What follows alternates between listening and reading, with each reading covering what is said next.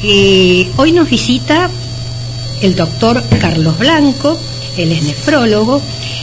También estamos con nuestro columnista de lujo, el doctor Mariano Favaló. Y ya le doy las muy buenas tardes y considero que comienza ya el doctor a pertenecer a nuestro staff.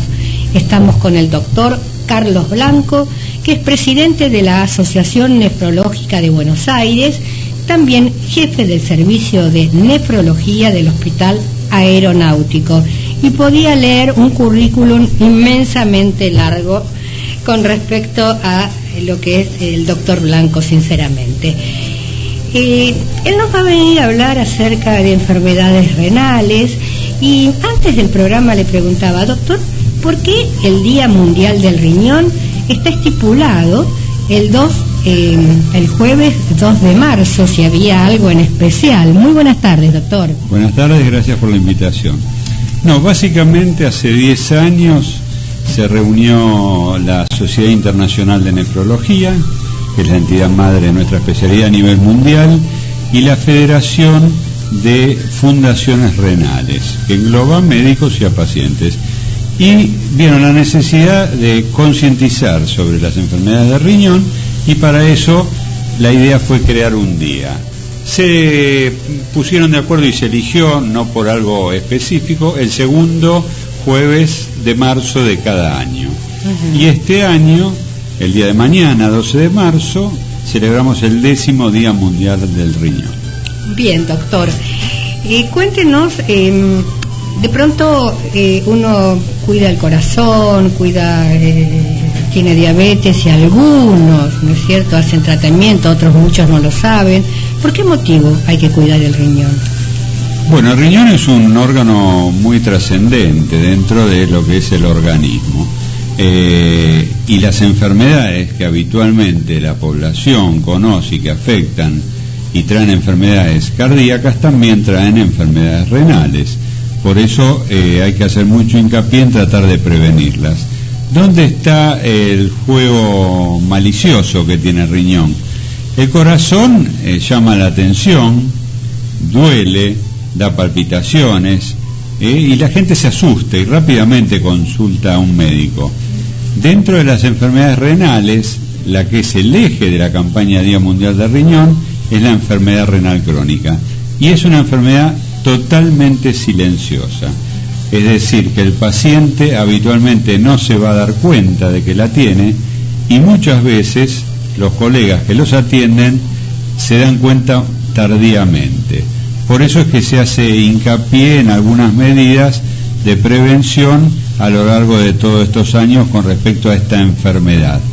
Para darte una magnitud, para que la gente sepa de lo que estamos hablando, la Organización Mundial de la Salud, a fines del siglo pasado, determinó que en el siglo XXI hay 3 pandemias. Pandemia es una epidemia a nivel mundial.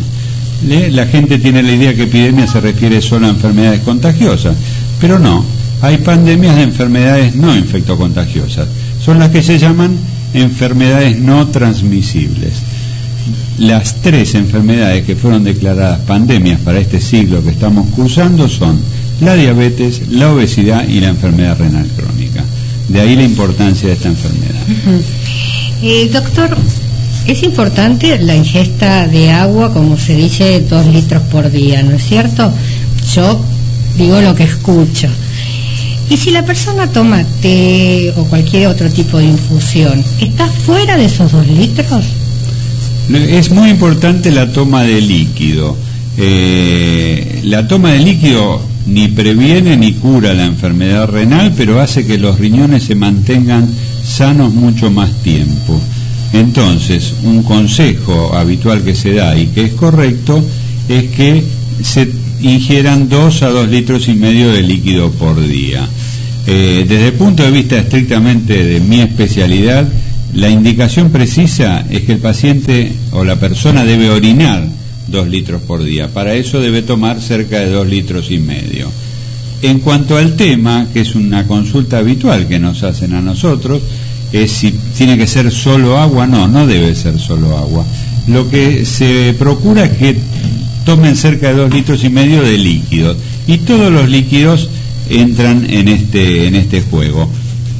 Preferentemente se prefieren no las bebidas azucaradas, porque van a traer obesidad, hay pacientes que no las pueden ingerir, aumentan de peso y eso no es bueno, pero después cualquier otro tipo de bebida es buena para completar esto.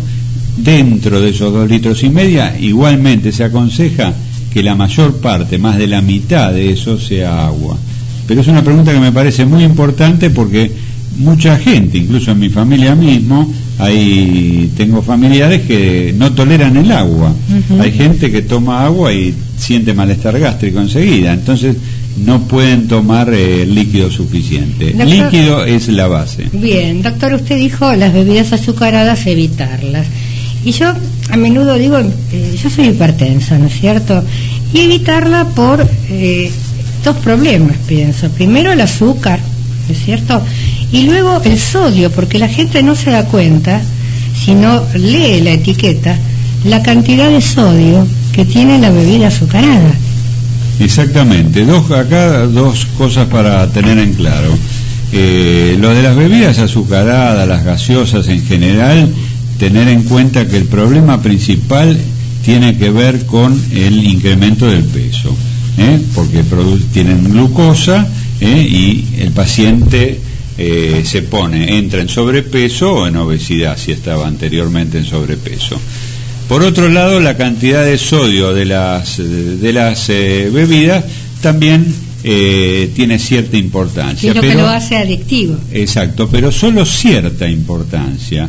Esto sí, hay mucho de mito en esto. La cantidad de sodio que tienen las bebidas no es tan importante. En el agua específicamente, ustedes han visto y todos vemos y sabemos que se hace mucho hincapié en lo que son aguas sin sodio, por si uno tiene una patología renal o es un enfermo cardíaco. Fíjense que en los últimos años ya estas propagandas no se ven tanto, porque en realidad la cantidad de sodio que tienen las bebidas es bastante escasa. Lo que sí le aconsejo a la población que lea es la cantidad de sodio que tienen los alimentos que consumen.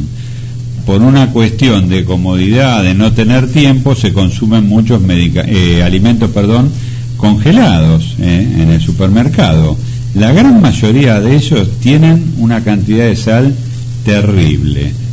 Ejemplo, hamburguesas de cualquier tipo, por más sanas que sean de soja, sean de carne, gran cantidad de las salchichas, o sea, cosas de consumo masivo, a veces porque no hay tiempo para cocinar, entonces se utilizan. Fíjense en las cajas y van a ver la cantidad de sodio que tienen, y les aseguro que se van a asustar.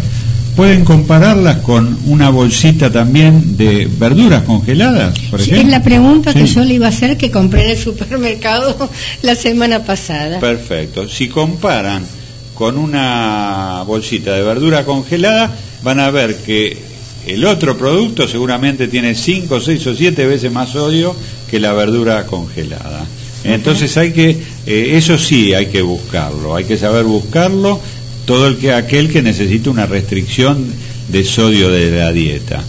Algo que hemos aprendido los médicos y la población ya lo sabe también, es que haciendo una dieta normal, la cantidad de sodio que el organismo necesita ya está ingerida. No hace falta agregarle sal a la dieta. Aparte, cuando uno come, lo que siente en todo el sabor, ¿no es cierto? Es a la sal. Cada alimento tiene un sabor diferente. Totalmente. Quizás la persona hipertensa dice, hoy no puedo comer nada. No, tiene que ver la parte positiva, que una cosa es comer todo salado con gusto a sal, y otra cosa aprender el sabor de la carne o de cualquier otro producto que uno coma, ¿no es cierto? Exactamente. Y ayudó mucho la ley, doctor, el hecho de que los restaurantes, casi la mayoría, cocinan sin sal, y el salero en la mesa no está. Exacto. Hace unos años, creo que hace 3 años, la Sociedad Argentina de Nefrología, de la cual mi asociación, la de Buenos Aires, es la regional más importante del país, la Sociedad Argentina de Nefrología, junto con la Academia Nacional de Medicina y el Ministerio de Salud de la Nación, sacó el plan que se llama Menos Sal, Más Vida, y trae una serie de características. Una es de no poner la sal en los restaurantes. Otra importante es que desde ese momento, aunque la población no se da cuenta, se está disminuyendo la cantidad de sal en gran cantidad de alimentos. Se hizo un convenio con más de 300 empresas y cada vez se le va poniendo de a poco, año a año, es un plan a 10, 20 años, como se ha hecho en algunos países europeos, para que la cantidad de sal de los alimentos sea menor. La gente no se ha dado cuenta por el gusto, pero ingiere menos sal, eso es positivo.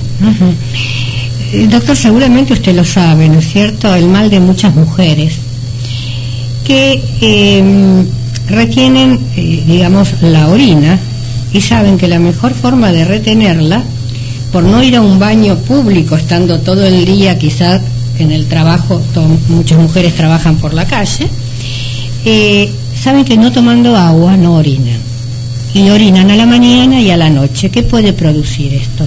Bueno, esto no es bueno. El hecho de retener la orina y hacerlo tomando poca cantidad de líquido no es bueno. Acá hay como un quiebre y uno no hace, si camina por la calle se da cuenta. Hoy en día uno ve a las chicas jóvenes que están todas tomando líquido, todo el día están con las botellitas de agua, de algún jugo o tomando mate. De hecho, yo como profesor en la facultad ya me acostumbré a que mientras estoy dando clase, la mayoría de los alumnos están tomando mate mientras toman los apuntes de las charlas que uno le da. O sea, tienen mayor ingesta de líquido. Es importante eso, es muy malo actuar sobre la retención de líquido. Es un error el hecho de que pensar que porque yo no tome poco líquido no me voy a hinchar. Eso no es así. Otra complicación que esto trae, y es un motivo de consulta en el nefrólogo, y es un tema muy difícil de tratar, es que muchas mujeres, para evitar esto, toman líquido y toman diurético por su cuenta, no recetado, automedicado. ¿Por qué? Porque se hinchan, y me hincho si no lo tomo, eso es lo que dicen. Y uno le explica, si lo sigue tomando se va a hinchar cada vez más, porque los túbulos de riñón, que son unas estructuras muy chiquititas que están adentro del riñón, se van acostumbrando a la droga y van haciendo que se produzca algo que es el edema, o sea, la retención de líquido por diurético. Entonces ese es un mecanismo que hay que tener en cuenta. Es muy difícil convencer a las pacientes y hacer de a poquito que vayan dejando la medicación. Otra cosa que ayudó, yo ya tengo casi 40 años de médico y antes, bueno, era una cosa que yo lo veía en los pacientes y en mi familia, que es lo que vos decías. La mujer salía a la calle y no te encontraba baños como para entrar. Hoy en día ya esto es un poco más sencillo y además la juventud está bastante mentalizada con el hecho de tomar líquido, lo cual es importante. Doctor, ¿qué pasa con los antiinflamatorios? Pues es un tema clave. No es un mito, no es una leyenda, es una realidad. El uso y abuso de antiinflamatorios no esteroideos, estos son remedios antiinflamatorios que se usan básicamente en enfermedades reumáticas, la artrosis es la más común, pero se usan en muchas otras más severas. ¿Qué quiere decir? Que generalmente, ¿no? Exacto. A partir de los 60 años ya empiezan problemas de artrosis. Sí, y antes también se está viendo, y bien. Antes también. Y después problemas relacionados, por ejemplo, a las migrañas crónicas, entonces que hacen abuso de analgésicos. Todo el abuso de este tipo de sustancias, analgésicos y antiinflamatorios, produce daño renal.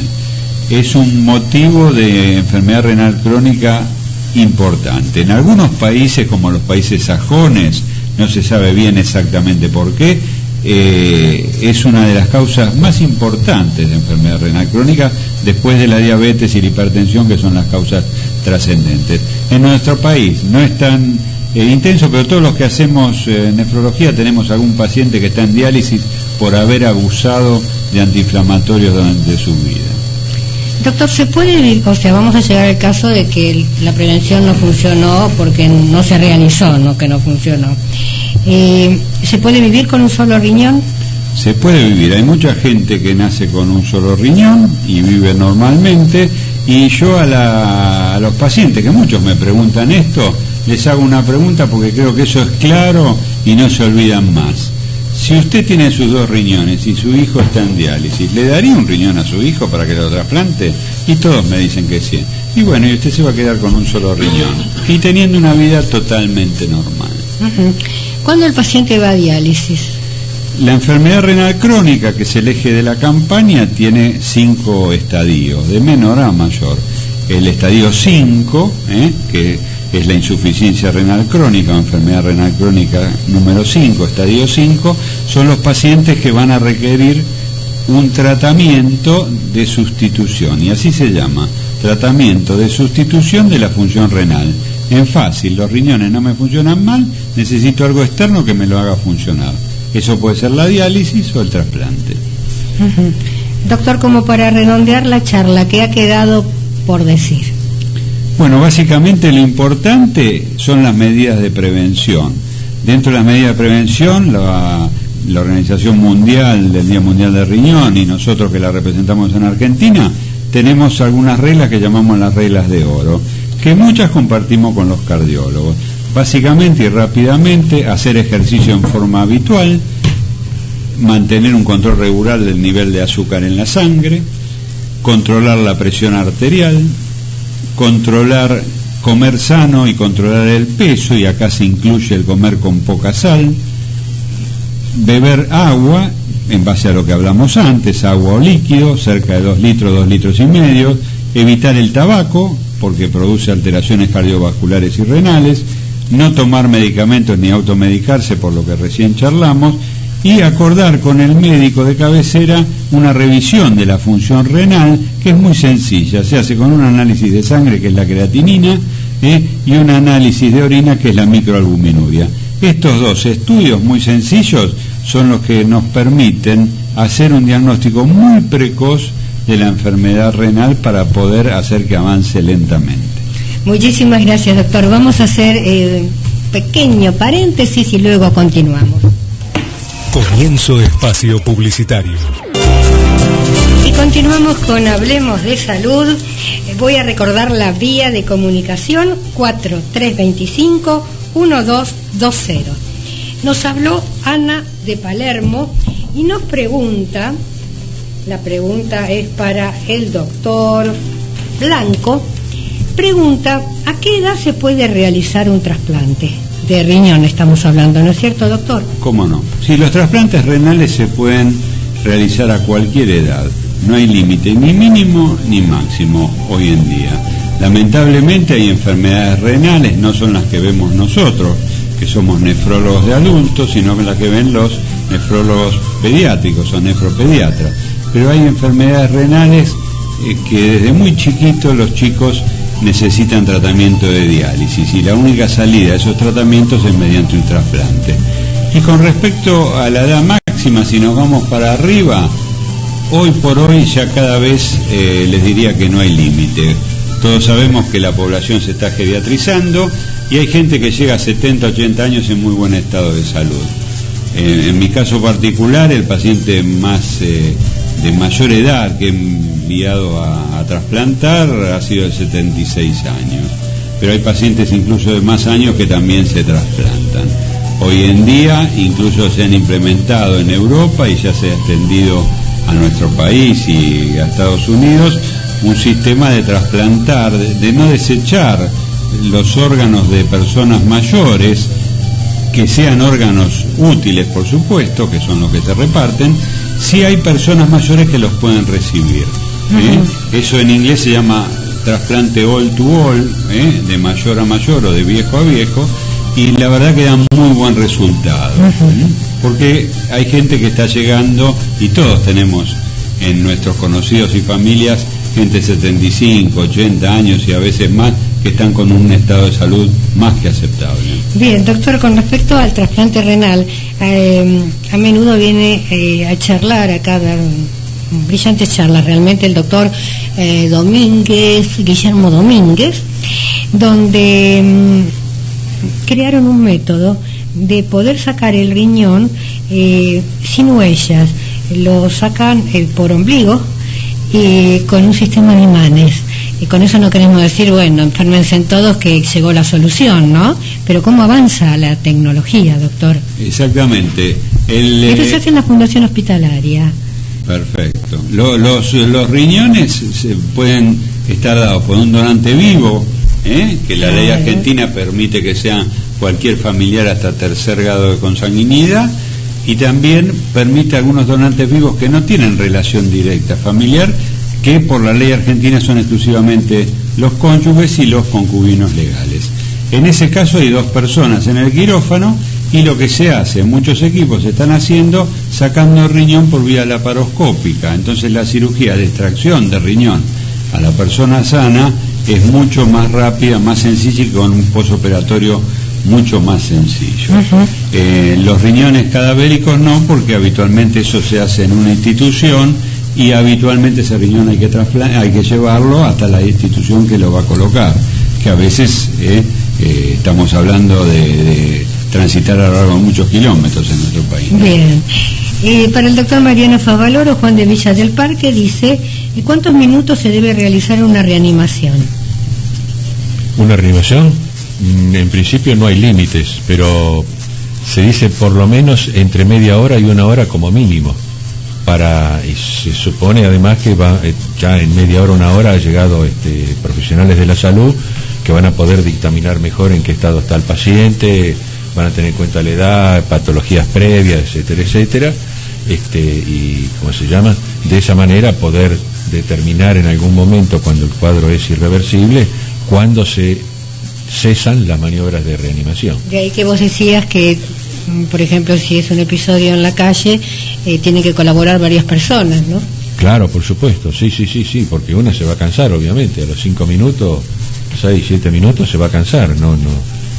Así que por eso se necesitan varios colaboradores que se vayan turnando para mantener el masaje cardíaco externo. Bien, para el doctor Blanco, Elisa de La Matanza, acá dice que tiene 60 años y que es diabética. Pregunta si ella tiene mayor posibilidad de tener problemas renales por su condición. La causa más común de enfermedad renal crónica en el mundo es la diabetes. Más del 50% de los pacientes que entran en diálisis son pacientes diabéticos. Hay 2 variantes de diabetes, una que clásicamente se llamaba juvenil o tipo 1, que reciben insulina, y otro que es la diabetes del adulto, tipo 2, que habitualmente se tratan con dieta y fármacos por vía oral, aunque a veces requieren insulina. Los pacientes diabéticos tienen una gran predisposición. Todo paciente diabético, como consejo, debe ser seguido en forma conjunta por un diabetólogo y un nefrólogo. En general, estas campañas de concientización del Día Mundial a lo largo de estos 10 años, una de las cosas positivas que vemos nosotros es que los diabetólogos nos envían muy precozmente a los pacientes. Le piden rápidamente el dosaje que hoy hablé de la microalbuminuria, y que es la presencia de una proteína, de poca cantidad de proteínas en la orina, donde normalmente no debe haber proteínas. Y cuando eso aparece, el diabetólogo ya deriva al paciente, y uno está tomando una persona en la etapa 1.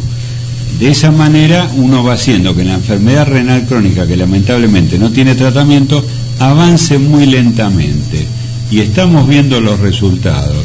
O sea, en todo el mundo se está viendo que con estos 10 años de concientización, que fíjense que no solo a la población, sino también a los colegas, los pacientes están llegando más tardíamente a tratamiento de diálisis. Cada día se cree más en la medicina preventiva, ¿no es cierto?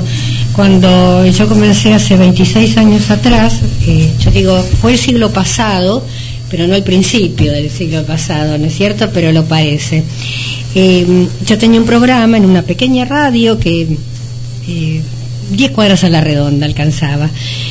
Fue la época del cólera y la gente comúnmente entraban 10 llamados, 11 llamados por programa con un solo teléfono, y vino una médica a hablar precisamente de los recaudos que se tienen que tomar para que el cólera no tomar la enfermedad del cólera, no contagiarse, ¿no? Y ahí comprobamos realmente la necesidad que tenía la gente de aprender en salud, y era un programa de interés general, y ahí nació Hablemos de Salud. Enseguida pasé al Hospital Garrahan y al Santo Yáñez, puesto que los directores creían en la prevención, los directores. Y yo me instalé en la dirección porque los médicos decían que era falta de ética ir a la radio y a la televisión. Yo digo, ¿cómo ha cambiado? Porque no lo pueden creer, dice Ana María, no puede ser. Era así. Durante 10 años estuve instalada y por suerte cambió también la mentalidad del médico, porque no es falta de ética. Acá no estamos vendiendo un médico para que tenga más pacientes, sino que estamos enseñando y educando a la población. Eso yo creo que es fundamental, esa variable que hubo. Lo que pasa es que los que estudiamos hace muchos años teníamos el vicio que nos daba la universidad, donde nos enseñaban a tratar pacientes enfermos. No nos enseñaban a prevenir, no nos enseñaban a curar en salud. Ir al hospital con un accidente, ¿no? Para decir, bueno, ¿qué métodos anticonceptivos existen? Exactamente. Hoy en día, gracias a Dios, eso cambió. Bien. Para Mariela Favaloro, Mirta de Barrio Norte. No tiene que ver con el tema tratado, pero pregunta, tiene 72 años y padece taquicardia. Si bien uno no puede por radio, ¿no es cierto?, dar un diagnóstico, cuáles son las posibilidades para que, bueno, ella vea qué es lo que no tiene que hacer y sí lo que tiene que hacer.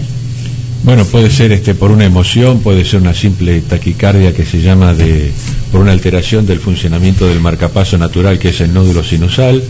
Entonces a veces se pone rápido y a veces un poco lento. Obviamente si son circunstanciales, a lo mejor no tienen gran importancia, pero hay que hacer la consulta con el cardiólogo, que obviamente le sacará un electrocardiograma, y si los episodios persisten y no aparece en el electrocardiograma de base, que es un estudio estático, le pondrá seguramente un Holter, que es un electrocardiograma que se lleva el aparatito montado en el cuerpo con unos electrodos pegaditos nada más. Y se hace un registro de 24 o de 48 horas y generalmente se llega a detectar qué arritmia ha tenido. Muchísimas gracias. Doctor Blanco, ¿ha quedado algo como para un mensaje al final para el oyente? El mensaje básicamente es de tener un médico de cabecera, que es el que les va a hacer la prevención. Si uno tiene una enfermedad como la diabetes o la hipertensión, que son las dos más prevalentes, que la gente más conocen, insistir en el cuidado de los riñones.